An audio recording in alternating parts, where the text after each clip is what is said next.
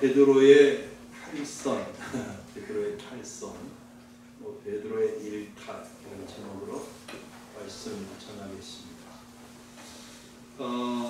전전주일에 10절 말씀 중심으로 가난한 자를 기억하라 이런 제목으로 말씀을 전해드렸습니다. 기억하시죠? 그때 말씀드린 것처럼 기독교 신앙은 단순히 지식에 그치지 않습니다. 기독교의 교리 혹은 가르침은 기독교인 개개인의 삶에서 실천되고 그 열매가 하나님 앞에 나타나야 합니다. 오늘 우리 한국 교회가 점점 약화되면서 힘을 잃어가는 명백한 이유는 교회가 하나님의 말씀의 가르침을 따라 살지 않았기 때문입니다. 몇 가지 예를 들면 지난번에도 말씀드린 대로 예산이 복음을 전하고 구제하고 하는 사역보다는 큰 건물을 유지하거나 행사 중심으로 쓰이는 경우가 많습니다. 많은 목회자들이 겸손히 섬기는 종의 모습이 아니라 권위적이고 지시적인 그런 모습들이 있습니다.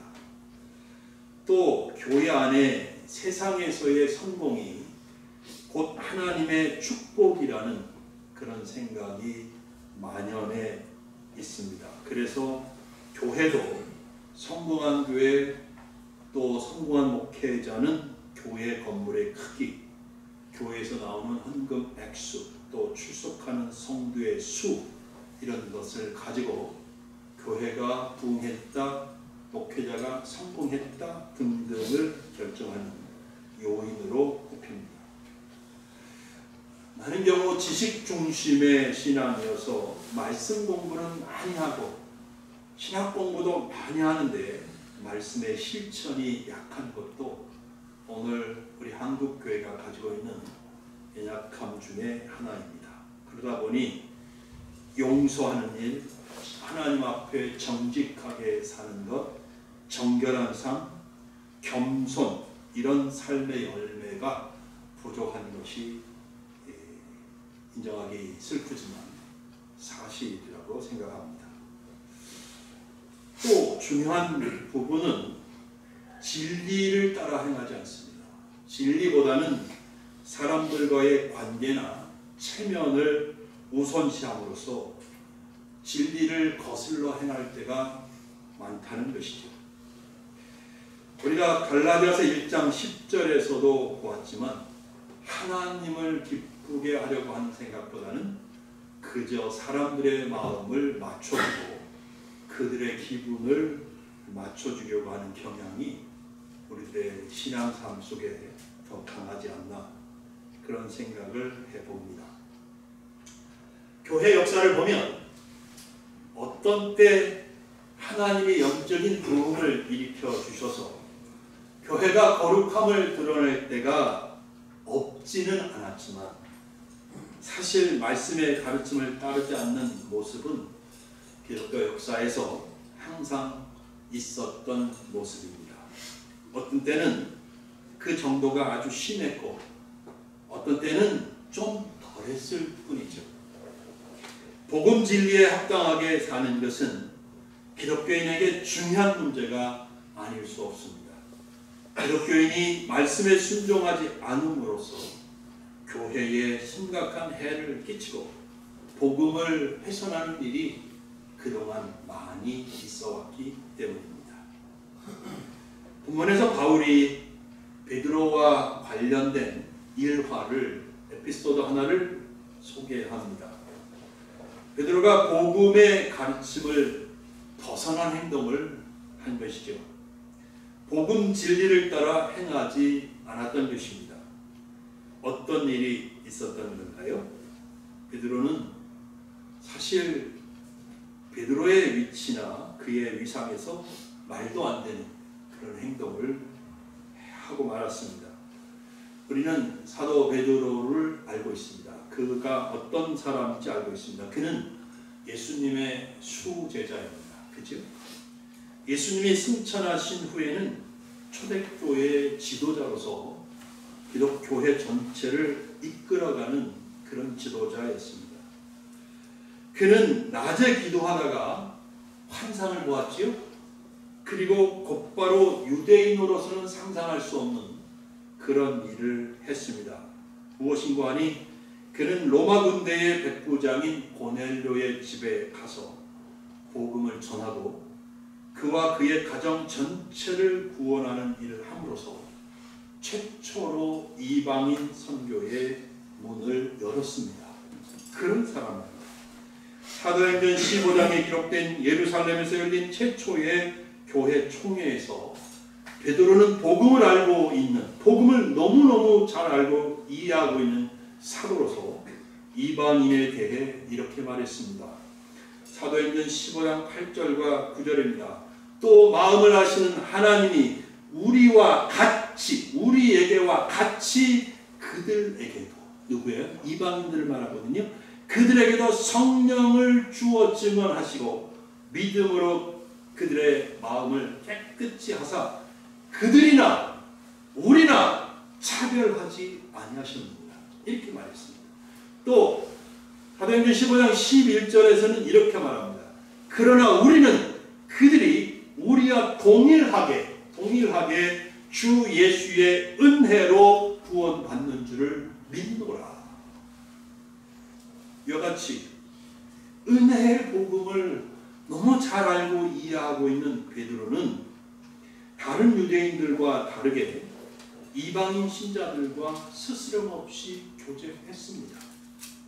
본문 12절에서 보듯이 베드로는 이방인 신자들과 함께 식사도 했습니다. 그것을 꺼려하지 않았습니다. 우리말 성경을 보면 베드로가 이방인과 한 번 식사하다가 들킨 것처럼 그렇게 이해하게 되는데, 사실 원어 성경은 베드로가 이방인 신자들과 그동안 종종 자주 식사를 하곤 했다라는 사실을 보여줍니다. 복음 안에서 당연한 일이죠. 베드로는 잘하고 있었던 겁니다. 그런데 12절을 보면 베드로가 깜짝 놀랄 만한 행동을 하지 않습니까? 뭐예요? 헬라파, 할레파 유대인들이 왔을 때 베드로는 갑자기 그동안 스스럼 없이 이방인 신자들과 식사하고 교제했던 사람이 갑자기 그들을 멀리하기 시작했던 것입니다. 베드로가 그렇게 행동한 것은 성경에 말하기를 할레파 유대인들을 두려워했기 때문이라고 사도 바울은 말하고 있습니다. 바울은 이렇게 행동한 베드로를 책망했습니다. 그것도 둘이 있는 자리에서 사분사분 그건 아니지 않습니까? 이렇게 얘기한 게 아니라 공적인 자리에서 모든 사람이 다 있는 앞에서 면전하게 되고 그렇게 했습니다. 당신 잘못했어. 바울이 이야기를 하는 이유가 있습니다. 본문에서 오늘 갈라디아 2장 이 자리에 왜 바울이 이 이야기를 할까요? 자신의 사도성이 공격받고 있는 입장인 사도 바울은 자기가 베드로와 동등한 사도임을 보여주려는 의도가 있습니다. 당시 교회의 지도자였던 베드로를 대놓고 사람들이 있는 데서 뭐라고 할 만큼 자기 자신도 예수 그리스도로부터 택함을 받고 사도가 되었다는 사실을 주장하는 의미가 있다는 거예요. 그런데 더 중요한 이유가 있습니다. 바울은 복음의 은혜와 본질이 무엇인지를 말하고 싶었던 것이죠. 여러분, 복음 안에서는 그 어떤 차별도 없습니다. 누구나 똑같이 예수 그리스도를 믿음으로써 죄사함과 구원을 받습니다.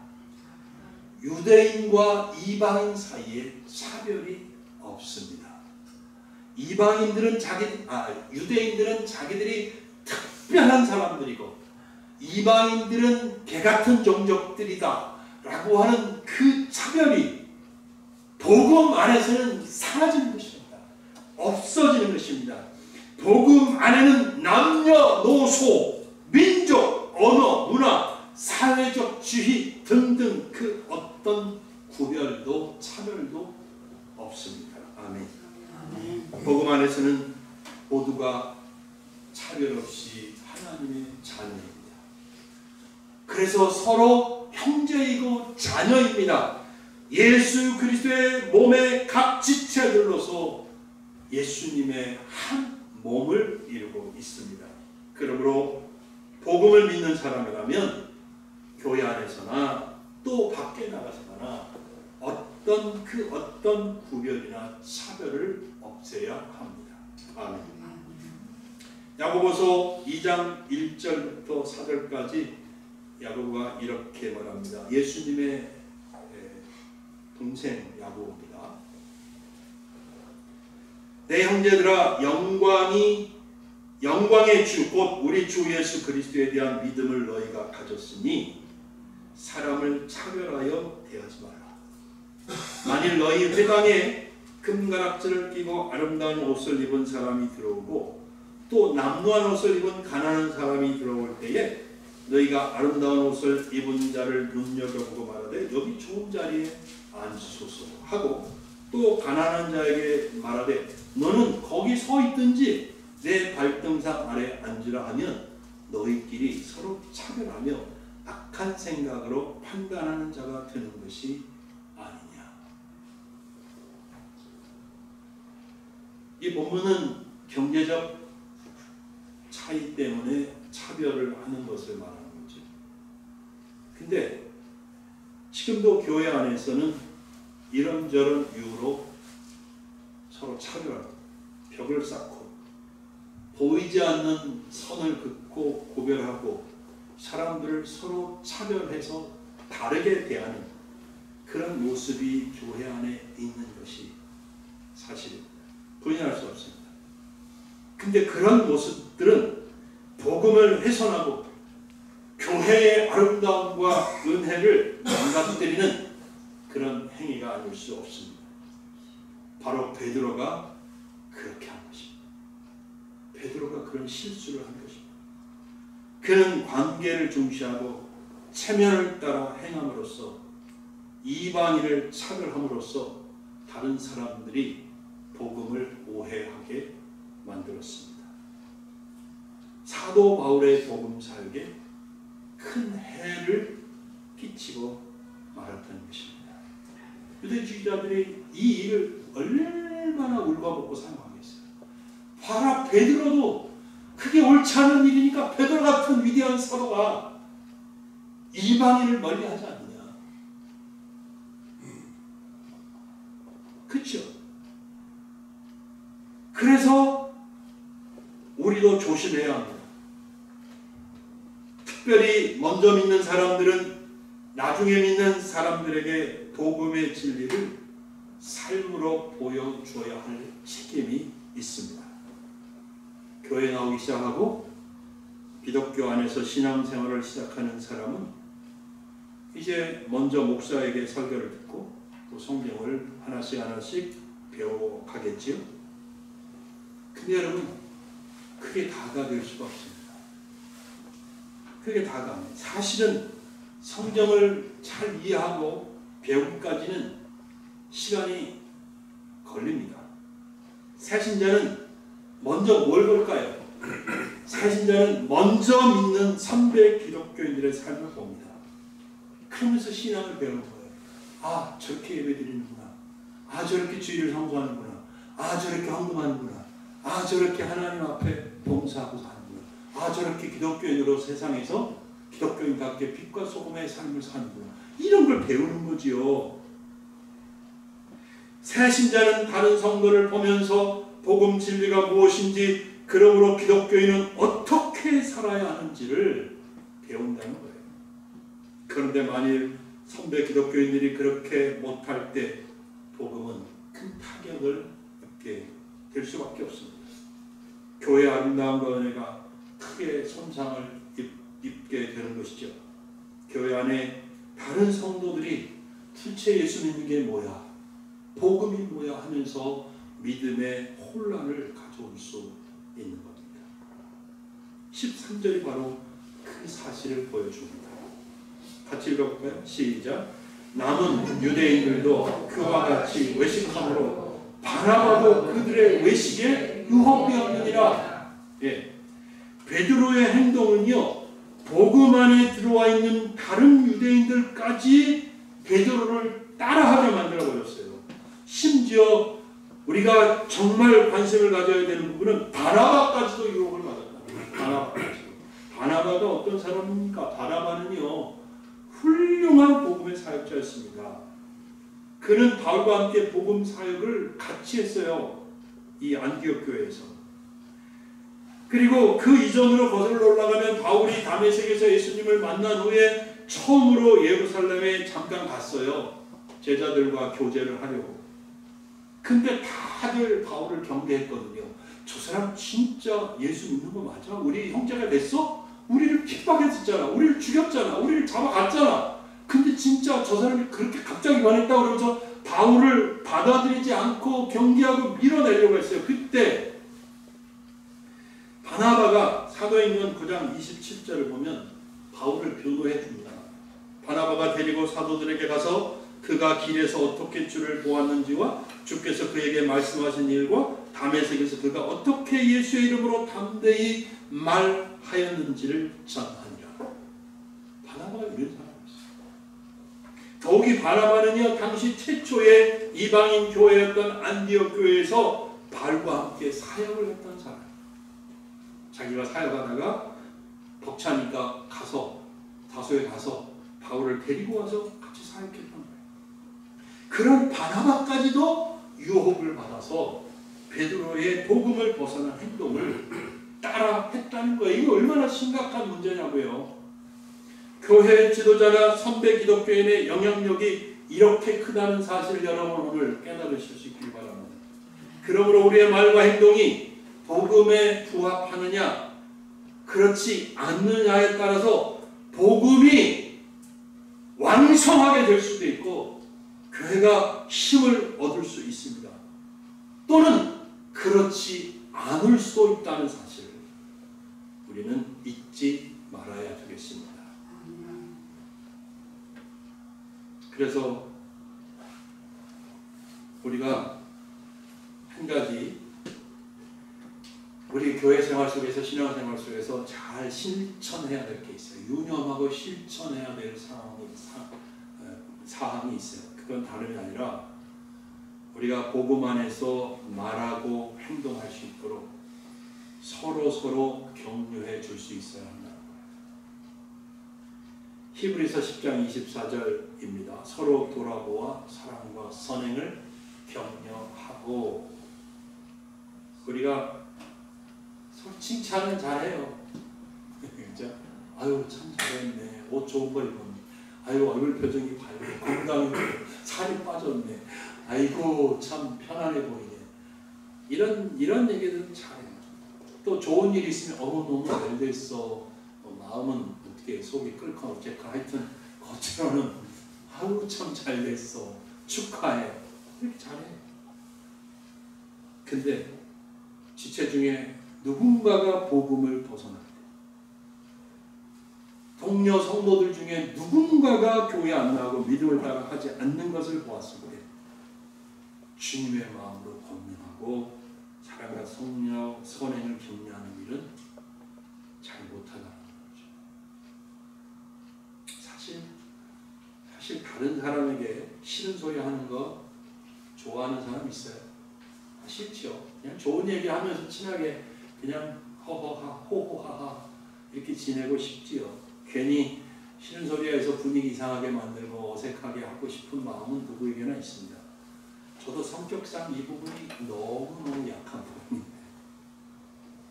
그러나 여러분 우리 이 시간에 하나님 앞에서 생각해 봐요. 그 성도를 사랑한다면, 그리고 교회와 복음과 하나님의 영광을 위한다면 할 수 있어야지. 그죠? 할 수 있어요. 바울을 보십시오. 바울을 보세요. 당시 교회의 권위 있는 지도자였던 베드로를 향해, 그것도 둘이서 혼속은 얘기한 게 아니라 모든 사람이 보는 자리에서 그렇게 하는 게 맞습니까? 그렇게 하는 게 복음 진리에 합당합니까? 라면서 책망했다는 거예요. 물론 우리는 사도의 지위에 있지 않습니다. 사도라면 이렇게 할 수도 있죠. 누군가를 책망할 수 있는 사람은 아닙니다. 그렇지만 적어도 사랑하는 마음으로 권면해 줄 수는 있지 않습니까? 그렇죠? 기도하고 찾아가서 기도해 주고, 또 기회가 되면 메시지로 전화로 얼마든지 그렇게 할 수 있다고 생각을 합니다. 우리는 서로 마음을 열고 누군가가 나에게 사랑으로 다가와서 옳은 말을 하면 그리스도 안에서 아멘하고 받아들이는 것도 또한 중요한 일이라고 생각합니다. 그죠? 누군가가 나에게 하기 힘든 얘기를 이제 고언이라고 하죠. 고언. 쓴 말. 그런 말을 해주면 내가 그랬나? 하면서 자신을 돌아볼 수 있는 사람이 되는 것도 중요하다고 생각해요. 베드로는 삐지지 않았다고 생각했죠. 바울의 이 책망을 듣고 베드로 이게 어디다 대고 감히 나에게, 베드로 그렇게 하지 않았다고 생각해요. 잘 받아들였다고 생각해요. 우리도 그럴 수 있는 마음의 자세가 있으면 좋겠어요. 네. 이제 말씀을 맺겠습니다. 사도 바울은 빌립보서 1장 27절에서 말합니다. 오직 너희는 그리스도의 복음에 합당하게 생활하라. 오직 너희는 그리스도의 복음에 합당하게 생활하라. 합당이라는 헬라어 단어의 뜻은 균형이 맞는 이 저울이 이 평형을 이루는 그런 의미를 갖고 있습니다. 즉 기독교인인 우리는 복음의 가르침을 따라 복음의 가르침과 균형을 맞춰서 살아야 한다는 거죠. 복음에 나타난 하나님의 은혜를 따라 교만하지 않아야 합니다.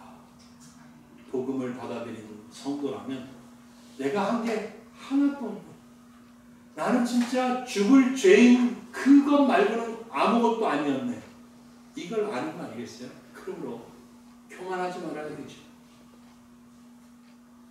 하나님과 이웃을 사랑하며 어떤 구별이나 차별하여 사람을 대하지 않아야 합니다. 주님의 복음은 누구에게나 다가갑니다. 정말 이 세상의 개쓰레기 같은 사람에게도 복음은 유효합니다. 그들도 복음을 듣고 예수님을 구주로 영접하고 회개하면 죄사함과 구원을 받습니다. 복음은 아무도 차별하지 않습니다. 그러므로 우리도 이 하나님을 사랑하고 이웃을 사랑하고 그 누구도 차별하지 않아야 되겠습니다. 우리는 은혜만 받았으니 우리의 삶에서 불평과 원망은 버리고 범사에 감사할 줄 알아야 되겠습니다. 두려움과 걱정, 염려를 내려놓고 믿음으로 주님 안에서 평안을 누리면 너무 좋겠습니다. 하나님 여러분, 복음의 은혜와 축복이 사랑하는 우리 신림 소망교회 성도 여러분의 삶에 충만하기를 예수님의 이름으로 축복합니다. 기도하겠습니다.